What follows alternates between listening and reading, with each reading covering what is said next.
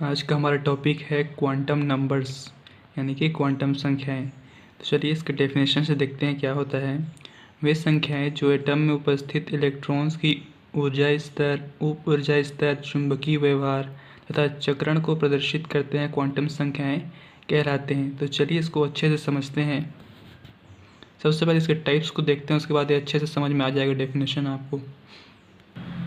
यहाँ पर हमारा फर्स्ट टाइप है मुख्य क्वांटम संख्या, सेकंड हमारा द्विगंशी क्वांटम संख्या यानी कि एजीमुथल क्वांटम नंबर, थर्ड है चुंबकीय क्वांटम संख्या, फोर्थ है चक्रण क्वांटम संख्या।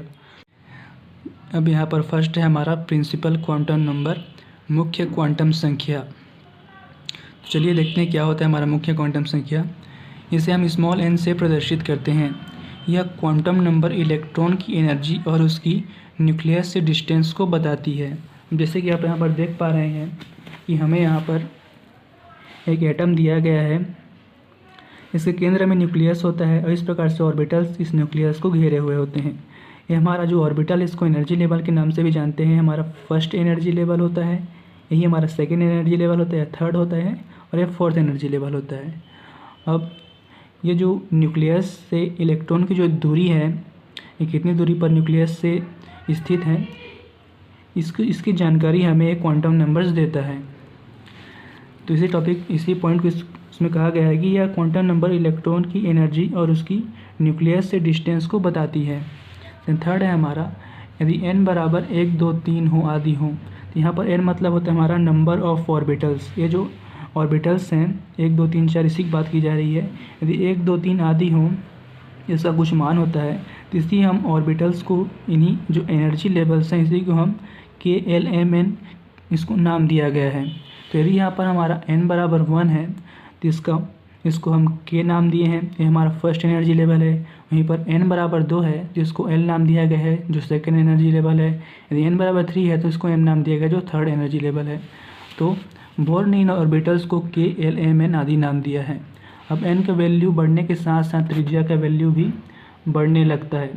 n का वैल्यू जैसे जैसे बढ़ने जाता है, n का मतलब नंबर ऑफ ऑर्बिटल जैसे जैसे बढ़ते जाएंगे, इनका जो त्रिज्या है वो भी बढ़ता जाता है, जिससे इलेक्ट्रॉन का नाभिक के प्रति आकर्षण जो है कम होने लगता है। तो ये था हमारा फर्स्ट प्रिंसिपल क्वांटम नंबर, मुख्य क्वांटम संख्या। सेकंड हमारा एजीमुथल क्वांटम नंबर, द्विगंशी क्वांटम संख्या।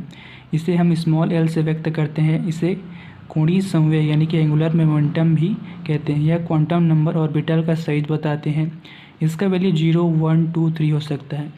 तो यदि हम द्विगंशी क्वांटम संख्या की मुख्य कार्य की बात करें, तो यह जो है एटम में उपस्थित इलेक्ट्रॉन जो है कौन से उप ऊर्जा स्तर में है, इसकी हमें जानकारी देता है।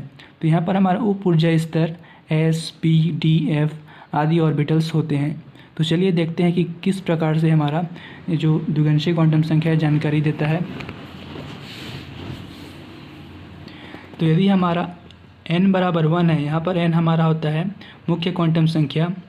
तो यदि हमारा n बराबर 1 है तो l बराबर हमारा हो जाता है 0, अर्थात ये S उप ऊर्जा स्तर में है। और वहीं पर हमारा n बराबर 2 है तो हमारा हो जाता है l बराबर 0 1, अर्थात ये P उप ऊर्जा स्तर में है। यदि n बराबर 3 है तो l बराबर 0 1 2, अर्थात SPD सबसेल इस उप ऊर्जा स्तर में है। तो मुख्य इसका कार्य यही होता है कि हमारा जो इलेक्ट्रॉन कौन से उप ऊर्जा स्तर में उपस्थित है, इसका ज्ञात करना। तो L उप ऊर्जा स्तर सब शेल को निरूपित करता है। यदि n बराबर 3 है तो उसमें 3 सब शेल होंगे, SPD सब शेल। तो यदि L का मान जितना अधिक होगा उतना ही न्यूक्लियस के साथ इलेक्ट्रॉन का बॉन्ड कम होगा। L का वैल्यू जितना अधिक होता जाता है, न्यूक्लियस का इलेक्ट्रॉन के प्रति बॉन्ड उतना ही कम होते जाता है। देन थर्ड देखते हैं हमारा मैग्नेटिक क्वांटम नंबर, चुंबकीय क्वांटम संख्या। इसे हम स्मॉल m के द्वारा व्यक्त करते हैं। एटम को हाई मैग्नेटिक एरिया में रखने पर यह देखा गया कि उन इलेक्ट्रॉनों का मैग्नेटिक एरिया में बिहेवियर एक सा न होकर भिन्न भिन्न होता है। एटम को जब हम हाई मैग्नेटिक एरिया में रखते हैं तो उसका जो डायरेक्शन है उसमें चेंजेस आ जाता है। एक जो है क्लॉकवाइज तरह से चलने लगता है और एंटी क्लॉकवाइज डायरेक्शन में चलने लगता है। तो सेकंड पॉइंट है हमारे इसमें, इस क्वांटम नंबर से मैग्नेटिक फील्ड में इलेक्ट्रॉन ऑर्बिटल की दिशा का ज्ञान होता है। इसमें इस क्वांटम संख्या से हमें इलेक्ट्रॉन की कौन सी दिशा में घूम रहा है, कि वो क्लॉकवाइज दिशा में घूम रहा है कि एंटी क्लॉकवाइज दिशा में घूम रहा है, इसका ज्ञान होता है। तो चलिए इसको देखते हैं। यहाँ पर कुछ टेबल दिया गया है। तो जैसे यदि हमारा यहाँ पर n बराबर 1 है तो मैग्नेटिक क्वांटम नंबर हमारा 0 हो जाता है। वहीं पर हमारा n बराबर 2 है तो इसका मैग्नेटिक बिहेवियर इसके सेंटर में रहता है 0, इधर आता है -1, इधर आता है +1। -1 का मतलब यहाँ पर ये है कि यहाँ पर ये एंटी क्लॉकवाइज डायरेक्शन में घूमता है, और प्लस का मतलब यहाँ पर है कि क्लॉकवाइज डायरेक्शन में घूमता है। वहीं पर n बराबर 3 है तो हमारा मैग्नेटिक बिहेवियर इसका सेंटर में रखते हैं 0, उसके बाद इधर -1 -2, इधर +1 +2। इस प्रकार से हमारा इलेक्ट्रॉन के घूमने की दिशा की जानकारी देता है। देन फोर्थ है हमारा स्पिन क्वांटम नंबर, यानी कि चक्रण क्वांटम संख्या। इसे हम स्मॉल एस से प्रदर्शित करते हैं। इलेक्ट्रॉन अपनी कक्षा में गति करने के साथ साथ अपने अक्ष पर घूमता है। उसे प्रदर्शित करने के लिए स्पिन क्वांटम नंबर का यूज़ किया जाता है। अब इलेक्ट्रॉन अपनी अक्ष पर घूमता रहता है, तो अब वो क्लॉकवाइज घूम रहा है कि एंटी क्लॉकवाइज घूम रहा है, इसी को प्रदर्शित करने के लिए हम स्पिन क्वांटम नंबर्स का इस्तेमाल करते हैं।